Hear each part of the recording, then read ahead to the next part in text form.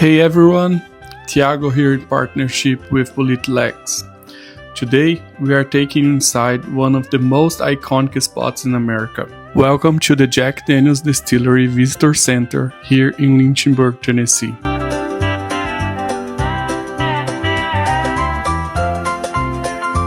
Lynchburg is located in a dry county, which means alcohol sales are restricted here. As soon as the visitors arrive, they are greeted in a museum-like hall filled with brand memorabilia, ranging from art crafts of Jack Daniel's himself to musical instruments from his legendary brass band.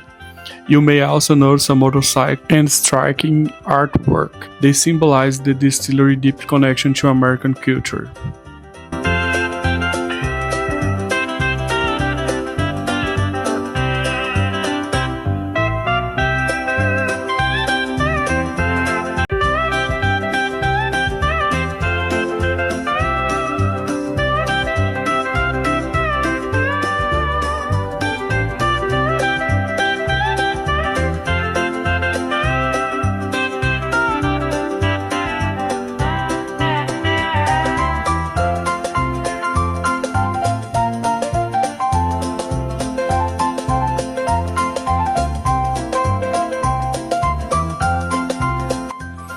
Let's go inside and check everything. Every time you see one of these houses, just think of it like it's your own. Very top is your attic. Summertime, it's very hot. Wintertime, it's very cold. That allows the pores of those barrels in there to open and close throughout the seasons. That's what gives the whiskey all of its color, most of its flavor.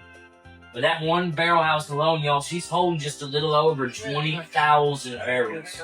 So you're looking at 1 million gallons of whiskey. Or if you're bigger into finances, that's $13.5 million in federal taxes alone. And it's only one. Jack Daniel has 97 of those houses.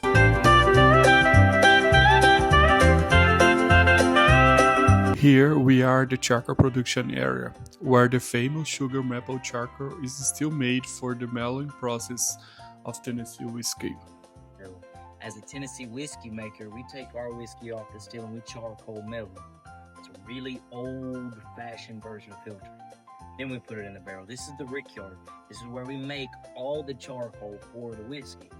So you can look all up and down this hill. All these stacks of wood, it's hard sugar maple wood we have brought to us from about a 70-mile radius. And we stack these ricks up and let them sit out for about 6 months. And that 6-month period, just letting that wood weather out, letting it season. After 6 months, 4 of those ricks go under those hoods, we'll light them on fire.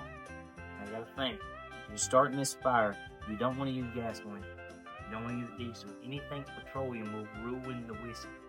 So that's why we use our own whiskey. We use 140 proof whiskey pulled straight off this hill to start that fire. Why the bucket's called whiskey for destruction. We fill it up with 140 proof, 70% alcohol. Put a match to the end of that nozzle, it becomes a homemade blowtorch at that point. Well, we did all of our burns this morning, so we're gonna walk under this hood right here and watch the time-lapse video of this burn. So we'll go under here. That's perfect time. If they put too much water on the fire too soon, they get a lot of unburned wood. Not enough water, too late, they get a lot of ashes. We can't use either of those. But those guys end up getting a chunk of charcoal that looks something like this. But even a piece like this is way too big.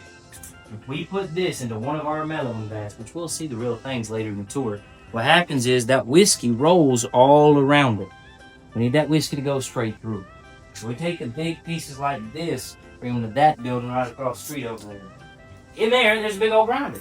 If we grind those big pieces down to these small pieces, it'll look like this. Once we have these small pieces, this goes into the mellowing vat. Now the whiskey flows through the charcoal like carbon. And the carbon in this charcoal acts like a big old filter. Just going to remove from the whiskey, so corn oils, fatty acids, enzymes, a little bit of tomorrow's hangover, so you're welcome for that. But this right here, the only difference between a bourbon and a Tennessee whiskey. If you want to make Tennessee whiskey, there's 2 rules. You've got to be in the state of Tennessee. You've got to charcoal mellow every drop you make. That's it. That's how you become a Tennessee whiskey maker. But I'm what you call a visual learner. I'm one of those folks, if I say stuff, I want to have stuff that can back it up. After the charcoal production, we are now walking towards the famous cave spring that still provides the crystal clear, iron-free water for Jack Daniel's whiskey, the very reason this distillery was founded here. Alright, y'all. So, if you want to tell the story, Jack Daniels, the man himself, you got to go all the way back to the very beginning. All the way back to when Jack was born. But sadly, when Jack was born, his mother passed away due to complications from the birth. That led Jack's father to remarry to Jack's stepmother. Jack, his stepmother, they didn't get along at all.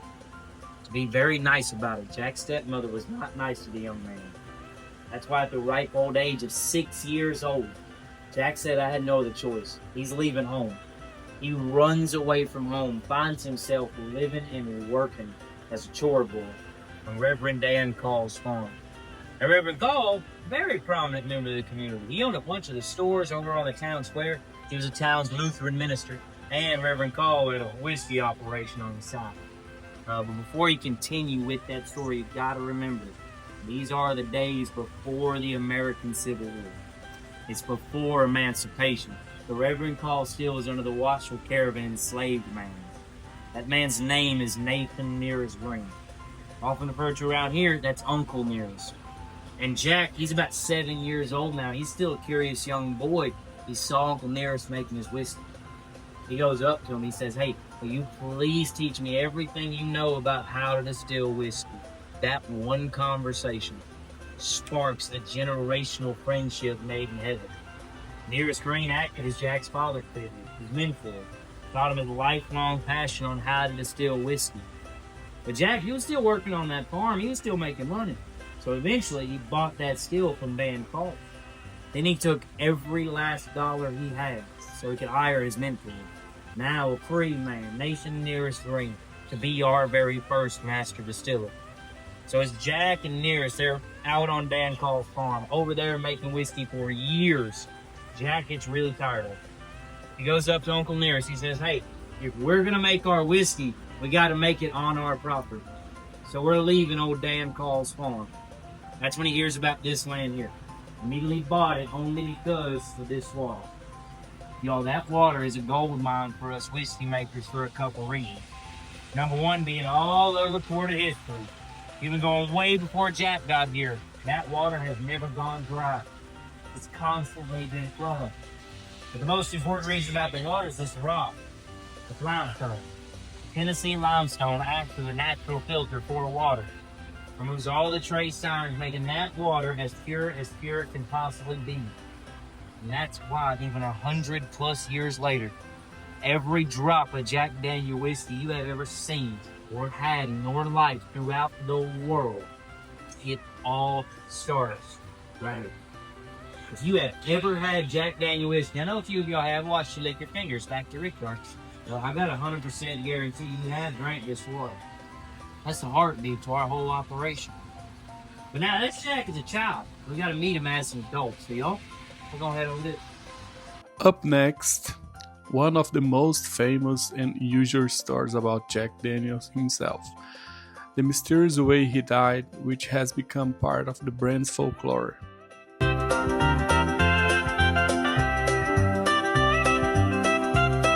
y'all, well, this is Jack's original office.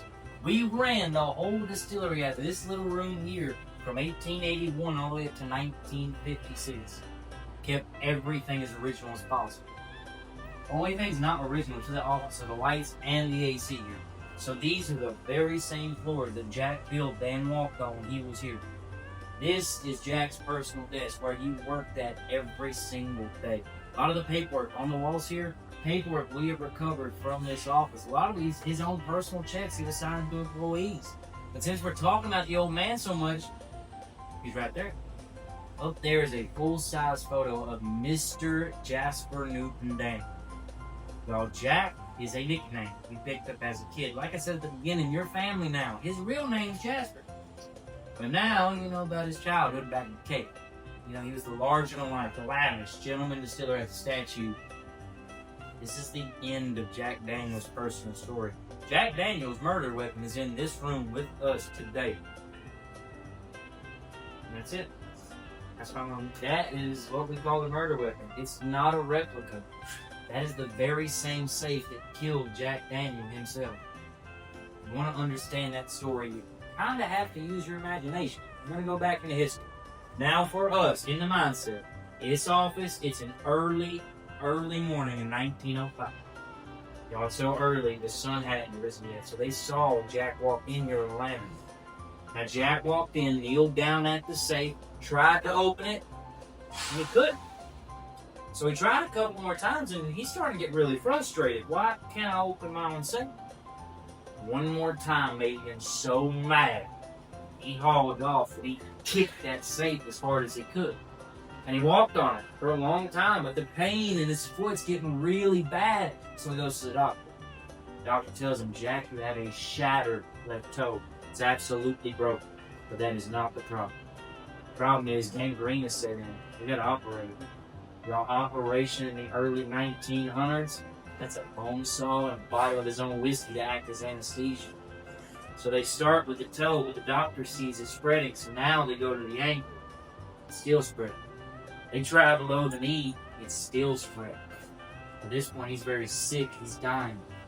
He got one final chance to save his life, so this time they go high, they cut higher to the hip. With 6 years of sickness and amputations, it all meant nothing. On October 9, 1911, 61-year-old Jack Daniel will pass away with complications of kicking that very safe right there. So that's a dark story pop in the middle of a tour, isn't it? Yeah, but that's our history, right? If you want to tell the story of Jack, you gotta talk about that safe right there.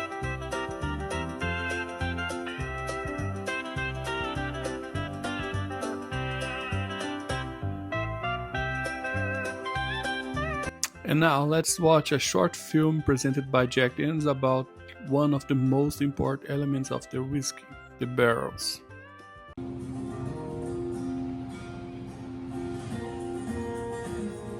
Here at Jack Daniels, we don't put our whiskey in barrels. We entrust it to you.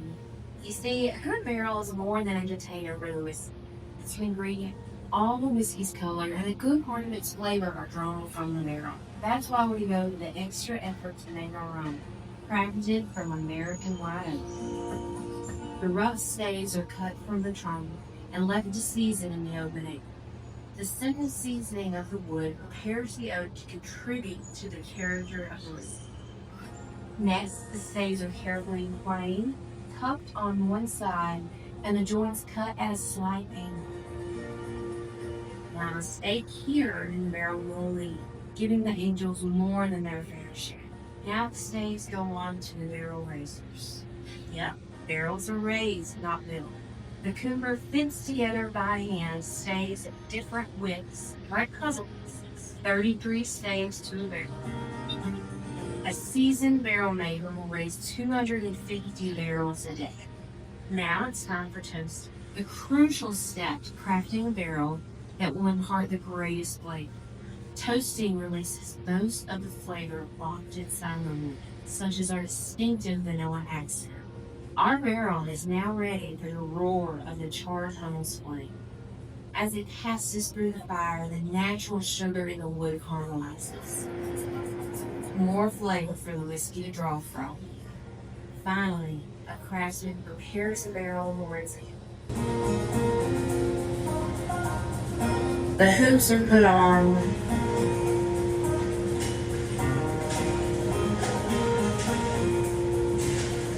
The bung hole drill.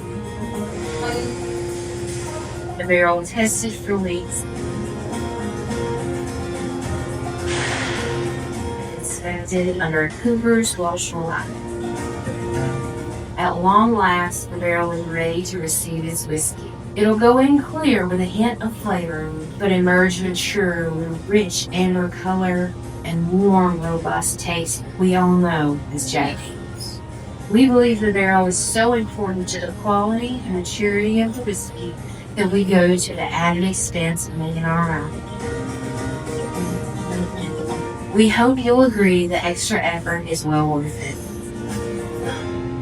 Please enjoy the contents of our barrels responsibly.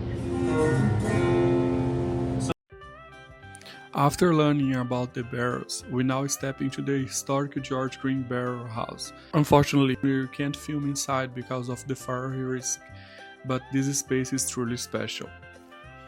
It's not only the oldest and most prominent barrel house on site, but it also serves as a unique tasting space where the guests can enjoy whiskey drawn directly from individual barrels. Renamed in 2021, this building stands as a tribute to the Green family's multi-generation legacy, spanning 7 generations of descendants who have worked at the distillery, including current employees. Finally, we came to the tasting lineup. 6 unique Jack Daniel's whiskeys, each showcase a different side of the brand. Old Number 7 is the original classic, smooth, mellow, and the backbone of the distillery's legacy. Gentleman Jack takes the smoothness further. It's charcoal filtered twice. Tennessee Apple brings a bright, crisp sweetness, blending apple liquor with Jack Daniel's whiskey. Tennessee Rye is a spicier, bolder whiskey. And finally, Tennessee Honey delivers a rich velvet sweetness with its blend of Jack Daniel's whiskey and honey liquor. And that wraps up our visit to the Jack Daniel's Distillery. Of course, not everything can be filmed, especially areas like the fermentation rooms, but experiencing in person is absolutely worth it. Thanks for watching and see you next time.